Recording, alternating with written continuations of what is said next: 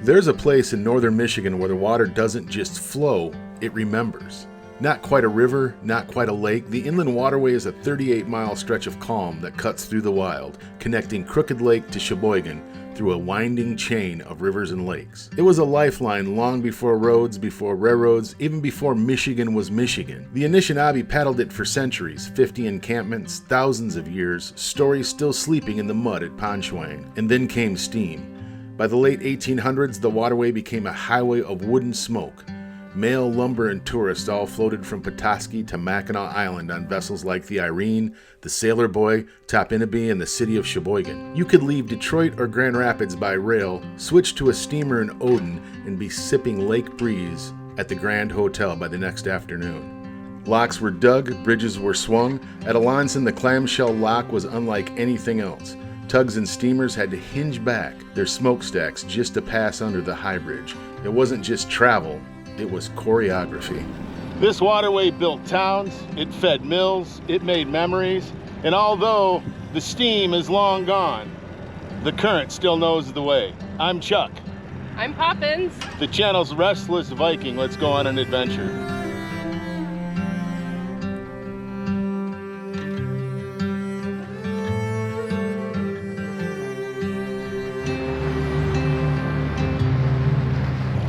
So long before steamboats chugged through these waters, the Anishinaabe were using this inland water route as a lifeline, and probably a bit of a shortcut. The alternative by water was to go around Waugoshant's Point and through the Mackinac Straits, which was sometimes a really rough way to go, especially late or early in the season. So all along the inland waterway, there were 50 Anishinaabe settlements. And Michigan State University archaeologists even found 3,000-year-old artifacts at the Ponchwain site, which is over that way. So back in the day, the portage that you would have taken from Lake Michigan to the inland waterway was over there, and it was about 1,500 feet by land until you got to Spring Lake. Then you would head through a series of creeks, and I believe it was called Mud Lake, and you would hit a trading post and have another short portage, and then you would make it here to Crooked Lake. So the town of Conway is behind me, and what was the town of Oden is right there. And if you came up on the Grand Rapids and Indiana Railway, you would catch the steamer Irene to Topinabee here. And if you watched our previous video about the White Pine Trail, we talk about the Grand Rapids and Indiana Railroad building tourism in the north, and they delivered passengers in the early years here to the inland waterway so they could go out to Mackinac Island. And also at Oden is the Oden State Fish Hatchery. They even have a rail car that was used to deliver all the fish to the streams and the milk cans that they used to load the fish in. And it also has an aquarium-like view underwater of the fish ponds. Also in Oden is a 200-foot artesian well that the locomotives used to use for their water. And at one time, it had a grocery store, 2 bowling alleys, a casino with a dance hall, and a roller rink upstairs. It was quite the place. The beginning from the west of the inland waterway. I guess it's day marker 87. And now you can see kind of our route. And it begins to narrow, and we'll eventually make it to the first set of locks. And this is Ponchwain. It's a place that's been used for habitation since 800 to 1500 AD. And the name typically translates to winter home. So it's thought to be a year-round settlement site and the site of a lot of intensive excavations that have given us a picture into the history of the inland waterway.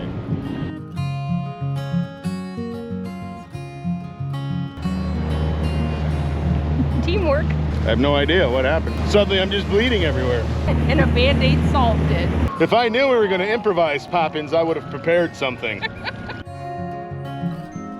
Back in the 1950s, the Army Corps of Engineers dredged the Crooked River, and that started draining down Pickerel and Crooked Lakes. Their fix, the Crooked River Lock. It used to be a 10 spot. I think it's 15 now for the Crooked River locks.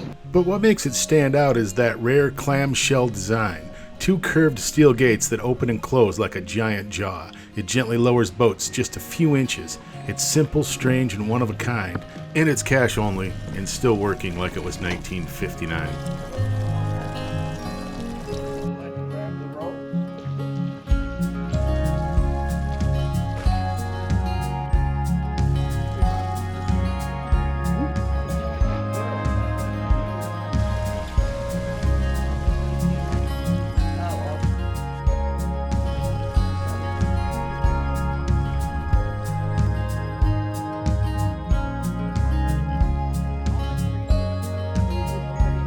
So yeah, there's a lot of cleanup going on. The ice storms, for those of you from Michigan know, the ice storms came through a little earlier. They say that it's navigable, but we don't know. We just don't know. It's been a lot of cleanup and a lot of effort and a lot of work. And we're going to be approaching the swing bridge in Alanson, but really charming Popeye-esque little place.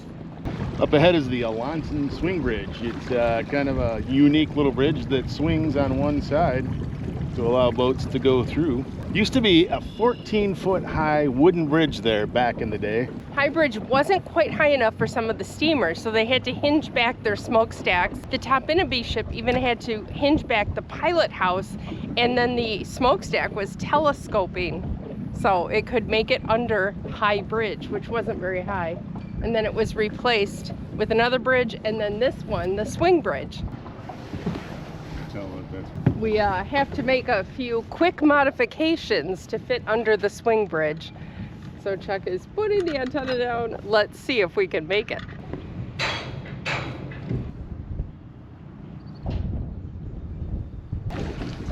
Last time we went through, we had a tower on the boat, so they actually opened the bridge for us.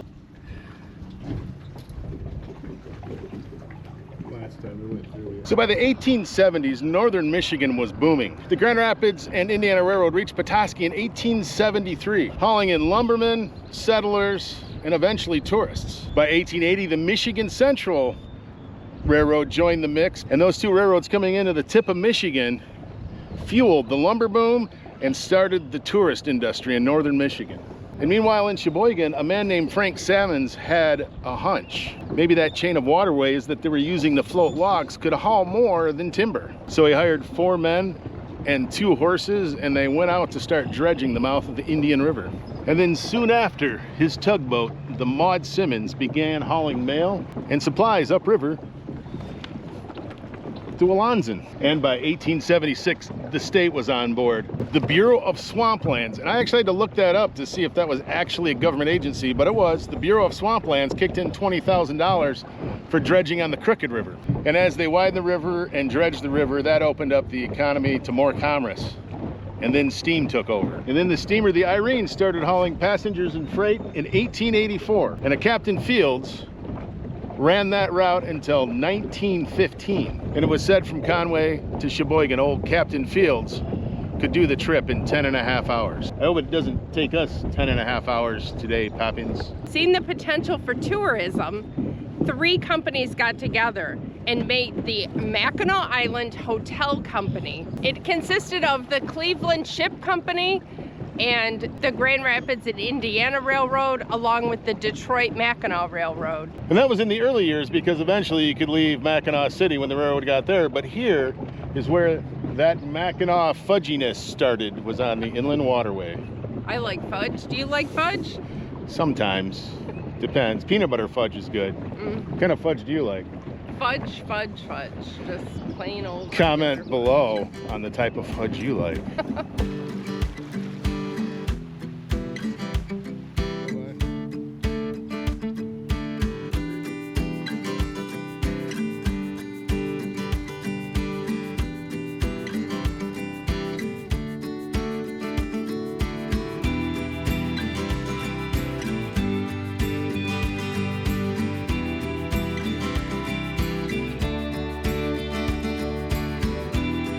Here on the Inland Waterway, there are several very tight squeezes around sharp corners. This one is called Devil's Elbow. The steamers had to go back and forth several times to make it around the corners, and the crew used poles to help move the ship and keep it from hitting the walls. They had logs all along the edge to help the ships slide across this sharp corner. We're in a tight spot here, Poppins. So the river's over there, and I think this is called the Horseshoe Bend, I'm not sure. Another one of those tight corners the steamers had to take. So side wheel steamers had wheels on the side for paddling to get them around the corners. And when they had those sharp bends, one would have to go forward and the other had to go backward. That's hard to do. Try it.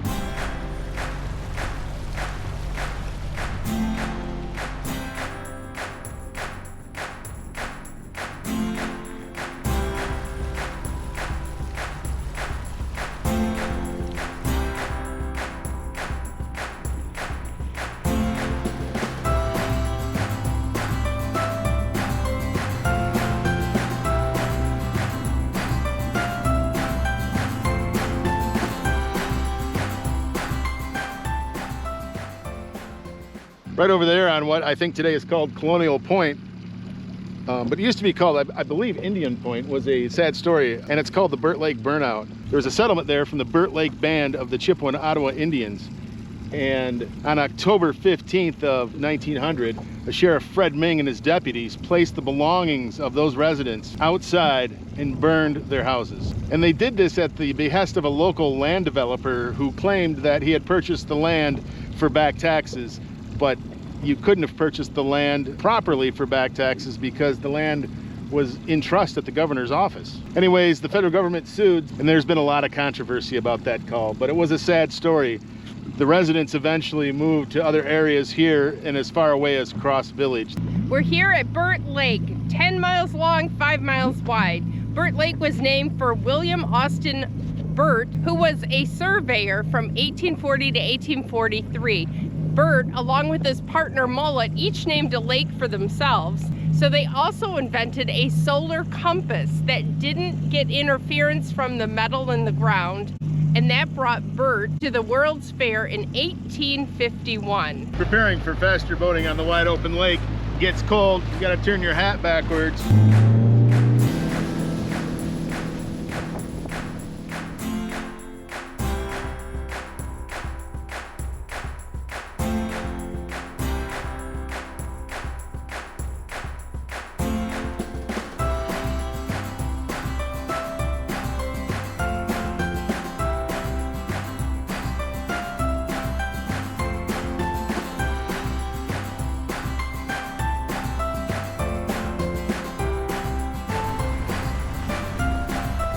And we arrive after a trip across Burt Lake at Indian River.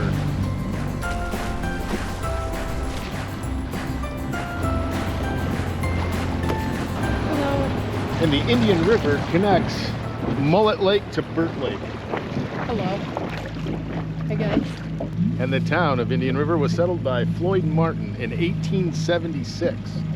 When he opened, and you guessed it, a post office and a store, or a post office in his store. And it sort of became a gathering place for farmers and woodsmen because they hoped that the railroad someday would go through that area. So they started to develop a bit of a settlement. And the Michigan Central Railway, a few years later, fulfilled their dreams and ran the line through Indian River. Look at those fish, they're huge. Hey guys. Yes. Yes, they were doing good. They're going that way. That way, and Yep. they're doing fine. They're almost to the lake, I think. When lumbering went away, then tourism took over. And today, Indian River's got about 2,000 people. And the Pinehurst Inn over here, I didn't realize it, but it's a kind of a famous old inn.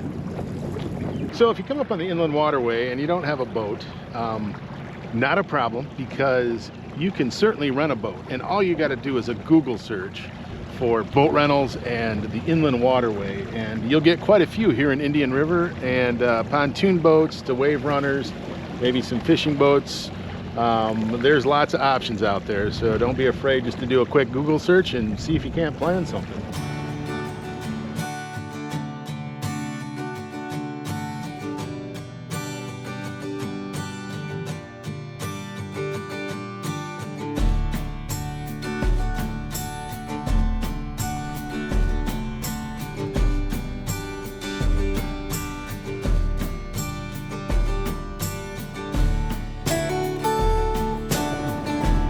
Poppins is actually the admiral, I'm just the captain. As you take trips up north and you take 75, you'll probably notice on the other side, if you look out your right window as you're driving north, you'll notice the day markers that aids to navigation for the inland waterways. So that's where I-75 crosses.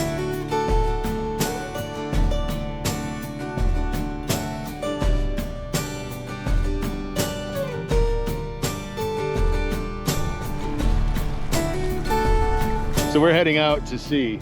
So the common saying is red right returning. So if you're coming from the sea, your day marker should be on your right. But we're heading out, so the green ones will be on our right. And when you're in the inland waterway, it kind of meanders a lot, so you got to really pay attention to your day markers. You can see them all down through there. So this part, which is carefully dredged, there's a lot of day markers to keep you on track. Unless you're me looking for signets.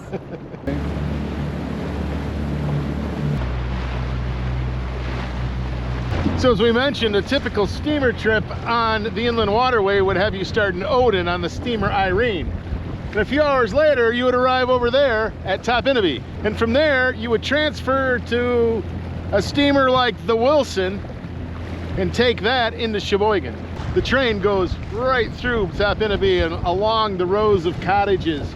And today it's a trail that you can take. So it grew up to become quite a tourist location with resorts like the Topinabee Hotel and the steamer, the Topinabee, and then Pike's Hotel. And Horace Pike actually started a spring water company called Sanitas Spring Water, I think, and they provided that spring water, I guess, as medicine to the passengers on the steamer.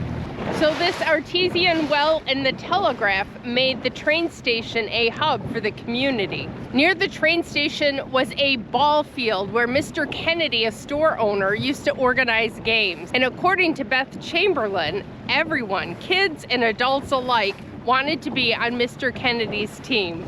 And for most of the 1920s, 4 passenger trains would go through Topinabee. 2 to the north going to Mackinac City, 2 to the south to Detroit. And when the whistle would blow, I guess the town would all hustle down to the train station to pick up their mail and their supplies and to greet passengers. And often Beth would take the train down to Gaylord with her family for dentist appointments and doctor's appointments, and then they would come back on the 4 o'clock train.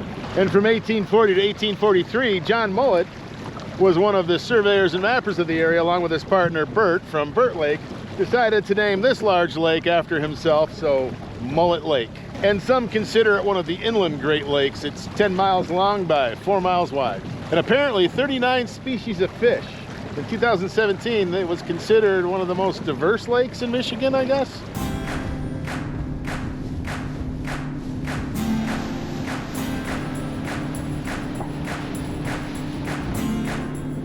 Going to arrive at our next destination at 2:10 p.m. at the mouth of the Cheboygan River. Mullett Lake is really big, as is Burt Lake. Holy cow, it takes a while.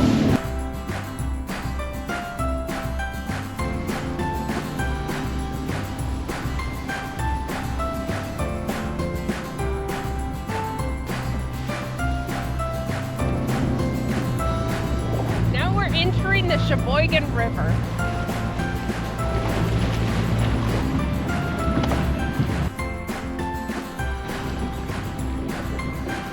And that's the famous Hackmatack Inn. Started as a fishing camp, I guess, but it's been here a long time. And I think Poppins and I, we don't have reservations though, but I think I might surprise Poppins with a stop in there for dinner. It's fine dining, steaks and things, but don't tell Poppins.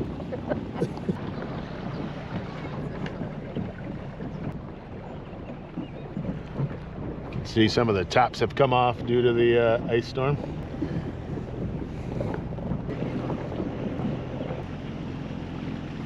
I love that slide. That looks like so much fun. Looks Poppins, like is that a bar? I'm thinking bar.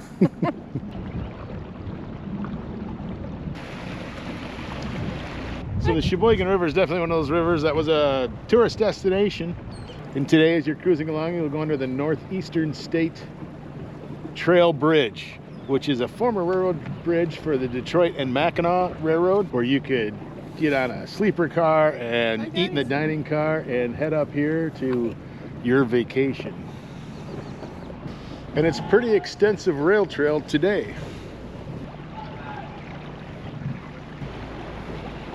And this is a road bridge where cars go over the river.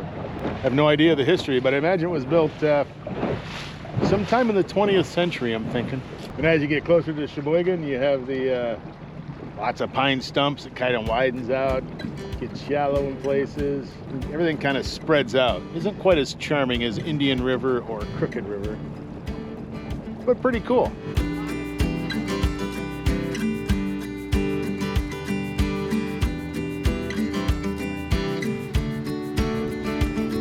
And back there is the Black River, which comes into the Cheboygan River, and you can go upriver probably about 5 miles, and then you'll run into a dam, and you can't get to Black Lake by boat, but you could probably by kayak.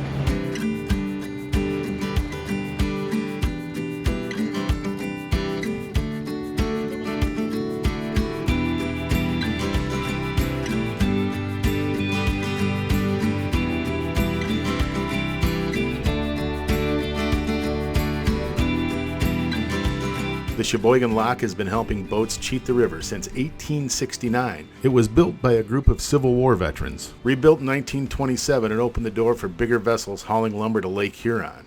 It holds 117,000 gallons and lifts or drops you 15 feet. Nothing dramatic, but just enough to connect towns, rivers, and lakes in one long, floating road trip. Over 4,500 boats pass through each season, and every single one pays the toll. $6, cash only.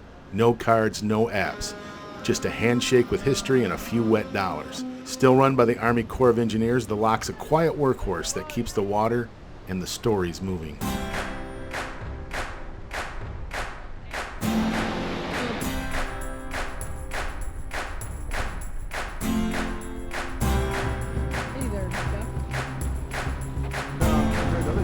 Mr. McLeod built the first dam on the Cheboygan River in 1845. Cheboygan means through passage. It's an Anishinaabe word, as fur traders used this area to Mackinac Island. Here's the famous drawbridge here in Cheboygan, Michigan.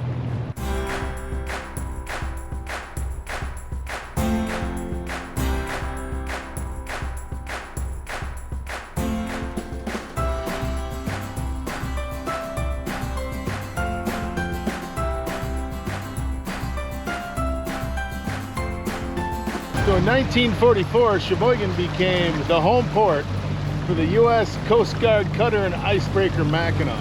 And she was stationed here between 1944 and 2016. Today, the new Coast Guard cutter Mackinac is stationed here in Cheboygan.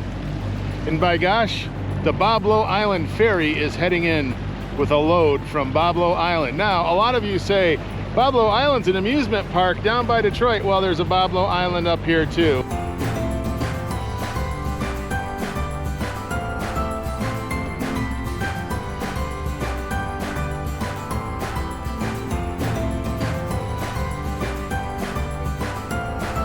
And the inland waterway ends at the Cheboygan Harbor breakwall. Today, the inland waterway moves a little slower.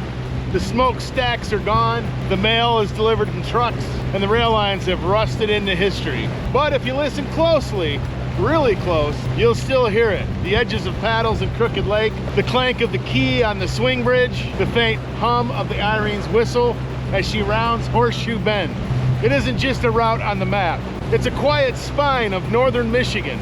It's a place where the past just floats below the surface. Whether you're here for the history, the fishing, or just the peace and quiet. You're not just traveling on the inland waterway, you're traveling a well-worn path that's centuries old.